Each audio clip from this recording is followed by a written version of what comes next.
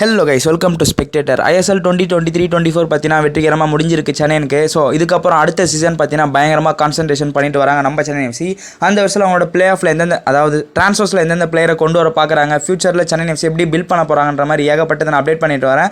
அந்த வருஷத்தில் Chennai எஃப்சியோட head coach அவன் கைல் பார்த்தீங்கன்னா ரீசெண்டாக ESPN ஸ்போர்ட்ஸில் பார்த்தீங்கன்னா அவர் ஒரு இன்டர்வியூ கொடுத்துருப்பாரு. அதில் முக்கியமான இன்சைட்ஸ் பற்றி நம்ம தெரிஞ்சுக்கலாம் வாங்க. ஸோ அவன் கைல் பொறுத்த வரைக்கும் பார்த்தீங்கன்னா கிட்டத்தட்ட இந்தியன் சூப்பர் லீக்கில் அப்கமிங் சீசன் எனக்கு கிட்டத்தட்ட ஒரு டஃபஸ்ட் ஜாப் அவைட்டிங்கில் இருக்குது மாதிரி சொல்லியிருப்பாரு.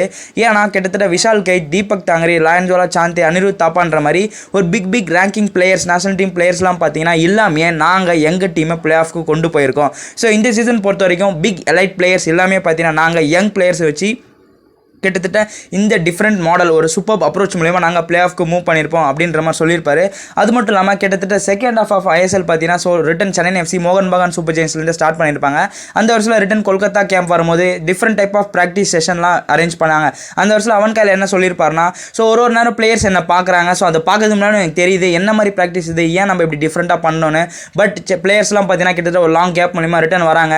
ஸோ அதுக்கேற்ற மாதிரி பார்த்தீங்கன்னா அவங்களுக்கு ரிசல்ட் பார்த்தீங்கன்னா மேட்ச்சில் தெரியும் அப்படின்ற மாதிரி சொல்லியிருப்பாரு. அதுக்கேற்ற மாதிரி பார்த்தீங்கன்னா ஃபர்ஸ்ட் 3 மேட்ச் சென்னை எஃப்சி, மோகன் Bagan super Giants, Jamshedpur, North East United win பண்ணியிருப்பாங்க அப்படின்னு நம்ம சொல்லலாம். ஸோ யங் பிளேயர்ஸை பற்றி என்ன நினைக்கிறீங்க, அவங்களுக்கு மேலே நம்பிக்கை இருக்கான்ற மாதிரி கேள்வி கேட்டதுக்கு நம்ம அவன் கையில் என்ன சொல்லியிருப்பாருன்னா, சம்டைம்ஸ் யங் பிளேயர்ஸை பொறுத்த வரைக்கும் எல்லாருக்குமே தெரியும் வாய்ப்புக்காக ஏங்கிட்டு இருப்பாங்க. சம்டைம்ஸ் யங் பிளேயர்ஸ்க்கு சான்சஸ் கிடைக்காம இருக்கும், கிடைச்சும் மூவ் ஆகும்.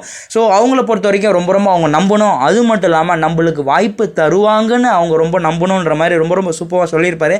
அதுக்கேற்ற மாதிரி அவங்களுக்கும் வாய்ப்புகள் கண்டிப்பாக வழங்கப்படும். ஸோ முடிஞ்ச வரைக்கும் பார்த்தீங்கன்னா அவங்களோட நல்ல கேம் காமிக்கணும், ஃபியூச்சரில் அவங்களோட பெட்டர் கேம் காமிக்கணும், முடிஞ்ச வரைக்கும் அந்த வாய்ப்பு யூட்டிலைஸ் பண்ணி ஆகணுன்ற மாதிரி ரொம்ப சூப்பராக சொல்லியிருப்பாரு. அது மட்டும் இல்லாமல் ரஹீம் அலி ரொம்ப young and super player. So national டீமுக்காக தன்னோட கேமை ரெப்ரசென்ட் பண்ணிட்டு இருக்காரு. அது மட்டும் இல்லாமல் கிட்டத்தட்ட ஹெவி வெயிட்டை பார்த்தீங்கன்னா ஷோல்டரில் சுமந்துட்டு இருக்காரு அப்படின்ற மாதிரி சொல்லியிருப்பாரு. அது மட்டும் இல்லாமல் ஆஸ் அ ஸ்ட்ரைக்கராக பார்த்தீங்கன்னா கண்டிப்பாக எல்லாரும் கோல் ஸ்கோர் பண்ணதான் பார்ப்பாங்க. ஈவன் எல்லாருமே கோல் ஸ்கோரர் தான் ரொம்ப எதிர்பார்ப்பாங்க. பட் அந்த மேட்ச், முக்கியமான மேட்ச் நார்த் ஈஸ்ட் யுனைடெட்ல இவர் பார்த்தீங்கன்னா கோல் ஸ்கோர்லாம் அதிகபட்சமாக டேக் ஆன் பண்ணாமல் அசிஸ்ட் கொடுத்து அன்கிட் முகர்ஜி கோல் ஸ்கோர் பண்ணார். ஸோ இந்த மாதிரி ஒரு பிளேயர் ரொம்ப எங்களுக்கு ரொம்ப முக்கியம் அப்படின்ற மாதிரி சொல்லியிருப்பாரு. அது மட்டும் இல்லாமல் அடுத்தது என்ன, ஓகே இந்த சீசன் முடிஞ்சிச்சு, வாட் நெக்ஸ்ட் அப்படின்ற மாதிரி கேட்டதுக்கு எங்களோட நெக்ஸ்ட் ஸ்டெப் பொறுத்த வரைக்கும் எங்களோட யங் பிளேயர்ஸை கன்சிஸ்டன்சியான கேமை ஷோ பண்ணுறது தான் எங்களோட வேலை ரொம்ப முக்கியம். ஏன் அப்படின்னு பார்த்தீங்கன்னா கிட்டத்தட்ட எங்களோட கப் பார்த்தீங்கன்னா ஆல்மோஸ்ட் குட் எனஃப்ல தான் இருக்காங்க. பட் எங்களோட பிளேயர்ஸை கன்சிஸ்டன்சி கேமை ஷோ பண்ண வைக்கணும். ஈவன் ஜனவரி ட்ரான்ஸ்ஃபர் 2 கூட பார்த்தீங்கன்னா நாங்கள் பிளேயர்ஸ் எடுக்க தான் முயன்றோம். கிட்டத்தட்ட ஒரு பிளானில் தான் நாங்கள் மூவ் பண்ணோம். பட் நாங்கள் யங் பிளேயர்ஸை நம்பி தான் நாங்கள் மூவ் பண்ணோம் அப்படின்ற மாதிரி சொல்லியிருப்பார். என்ன தான் நாங்கள் அந்த மாதிரி பிளான் மூவ் பண்ணாலும் பட் யங் பிளேயர்ஸை ரொம்ப நம்பிக்கையோட மூவ் பண்ணோம். ஈவன் பெங்களூர் எஃப்சிலாம் பார்த்தீங்கன்னா அவங்களோட ஸ்ட்ரென்தன் பண்ணாங்க. நிக்கில் புஜாரி, சனாசிங்லாம் உள்ளே கொண்டு வந்தாலும் பட் நாங்கள் எங்களோட யங் ஸ்குவாடை, ஸ்ட்ரென்தன் ஸ்குவாடை தான் வச்சு நாங்கள் மூவ் பண்ணோம் அப்படின்ற மாதிரி சொல்லியிருப்பாரு. என்ன தான் நம்ம குயிக்காக எப்படி சொல்கிறதுனா கேம்பில் ஸ்பெண்ட் பண்ணுறதுலாம் ரொம்ப முக்கியம் இல்லை, எவ்வளோக்கு நம்ம லாங் டேர்மில் ஸ்பெண்ட் பண்ணுறோம் அப்படின்னு தான் ரொம்ப முக்கியம். அதுக்கேற்ற மாதிரி ஜனவரியில் முடிஞ்ச வரைக்கும் குயிக்காகவே பார்த்தீங்கன்னா அந்த கேம்பை நான் ஸ்டார்ட் பண்ணிவிட்டேன் செகண்ட் ஆஃப் ஐஎஸ்எல்காக. நான் ரொம்ப நம்பினா கண்டிப்பாக நாங்கள் பிளே ஆஃப் போகணும். கிட்டத்தட்ட கண்டிப்பாக இந்த ஸ்குவாடை வச்சு என்னால் அச்சீவ் பண்ண முடியும் நான் நம்பினேன். அதுக்கேற்ற மாதிரி பார்த்தீங்கன்னா இந்த பிளேயர்ஸ் எனக்கு பர்சனலாக ப்ரூவ் பண்ணி காமிச்சிருக்காங்க அப்படின்ற மாதிரி சொல்லியிருப்பாரு. அது மட்டும் இல்லாமல் இந்த யங் பிளேயர்ஸ் வச்சு எப்படி நீங்கள் பிளே ஆஃப்க்கு மூவ் பண்ணீங்க அப்படின்ற மாதிரி கேள்விக்கு நம்பிக்கை தான். கிட்டத்தட்ட நான் நம்பினேன்.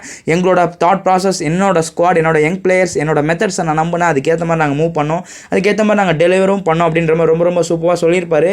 அது மட்டும் இல்லாமல் கிட்டத்தட்ட எங்களோட பெட்டர், கிட்டத்தட்ட எனக்கு 2 years கான்ட்ராக்ட் எக்ஸ்டென்ஷன் இருக்குது. அதுக்கேற்ற மாதிரி அப்கமிங் சீசன் சென்னை மேனேஜ்மெண்ட் ரொம்ப நம்பிக்கை வச்சிருக்காங்க என் மேலே. அது மட்டும் இல்லாமல் என்னோட ப்ராஜெக்ட் ரொம்ப ஹெவியாக இருக்குது. கண்டிப்பாக நான் பெட்டராக மூவ் பண்ணுவேன். என்னோட ஏன் பொறுத்த வரைக்கும் யங் பிளேயர்ஸாக கண்டிப்பாக நெக்ஸ்ட் லெவல் கொண்டு போகிறதுன்ற மாதிரி சொல்லியிருப்பாரு.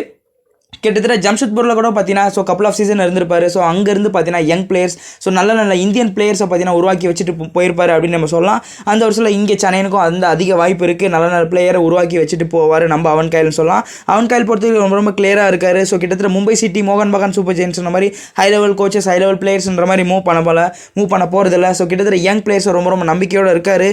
இங்கே ஹை பர்ஃபார்மன்ஸ் கண்டிப்பாக இந்த யங் பிளேயர்ஸ் காமிப்பாங்க. கிட்டத்தட்ட யங் பிளேயர்ஸ் பொறுத்த வரைக்கும் இந்த சீசன் நாங்கள் பிளே ஆஃப் வந்தது காரணமே அந்த யங் பிளேயர்ஸ்னால தான். கிட்டத்தட்ட அவங்க ரொம்ப நல்லா கேம் ஷோ பண்ணாங்க. அது மட்டும் இல்லாமல் இந்த சீசனுக்கு ஏற்ற மாதிரி அடுத்த சீசன் நாங்கள் நல்லா பண்ணுவோம். ஒரு ஃபியர்லெஸ் ஃபுட்பால் அவங்க கிட்ட நாங்கள் அட்டாக்கிங் கேம் எங்கள் சென்னை மூலமா அந்த கேம் என்ஜாய் பண்ணுற அளவுக்கு எங்களோட யங் பிளேயர்ஸ் நல்ல கேம் ஷோ பண்ணிட்டு வராங்க. ஃபியூச்சரில் அதுக்கேற்ற மாதிரி ஃபாரின் பிளேயர்ஸ் அடிஷனோட ஒரு பெட்டர் சென்னை எஃப்சி வருன்ற மாதிரி ஒரு நம்பிக்கை கொடுத்துருக்காரு. இந்த இன்டர்வியூ மூலமா தெரியுது. ஃபர்தர் எதனா ஒரு இன்டர்வியூ கொடுத்து அதை பற்றி நம்ம டிஸ்கஸ் பண்ணுவோம். அண்ட் இந்த இன்டர்வியூ பற்றி உங்களோட தாட் நீங்கள் கமெண்ட்டில் சொல்லுவீங்க. அண்ட் சென்னை எஃப்சியை பற்றி நீங்கள் என்ன எதிர்பார்க்குறீங்க அப்கமிங் சீசன், உங்களோட தாட் நீங்கள் கமெண்ட்டில் சொல்லுவீங்க, எதிர்பார்க்குறேன். Let's go Indian football.